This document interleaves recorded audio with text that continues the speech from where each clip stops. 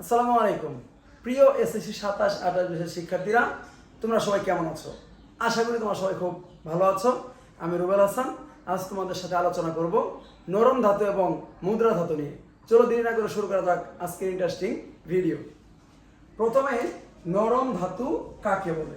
আমরা জানি যে সকল ধাতুকে অল্প বল প্রয়োগ করে সহজে কাটা বা বিকৃত করা যায় তাকে নরম ধাতু বলে। আমি আবার বলতেছি, যে সকল ধাতুকে অল্প বল প্রয়োগ করে সহজে কাটা বা বিকৃত করা যায় তাকে নরম ধাতু বলে।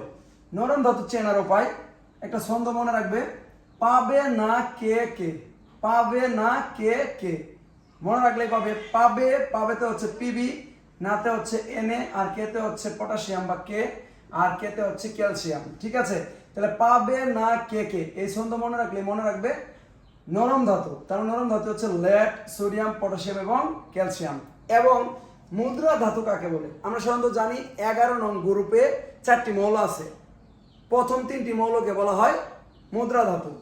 যেমন এখানে লেখা আছে 11 নং গ্রুপে 4টি মৌল আছে, প্রথম 3টি মৌলকে মুদ্রা ধাতু বলে। মুদ্রা ধাতু মনে রাখার উপায়, কথা ছিল আসবে রানী, কথাতে হচ্ছে কপার, ছিলতে হচ্ছে সিলভার, আসবেতে হচ্ছে এইউ মানে গোল্ড, আর রানীতে হচ্ছে রন্টজেনিয়াম। তাহলে আবারও বলতেছি, কথাতে কপার, ছিলতে সিলভার, আসবেতে এইউ মানে গোল্ড, আর রানীতে হচ্ছে রন্টজেনিয়াম। তো তোমাদের আজকের এই ভিডিওটি কেমন লেগেছে লাইক কমেন্ট শেয়ার করে জানিয়ে দাও।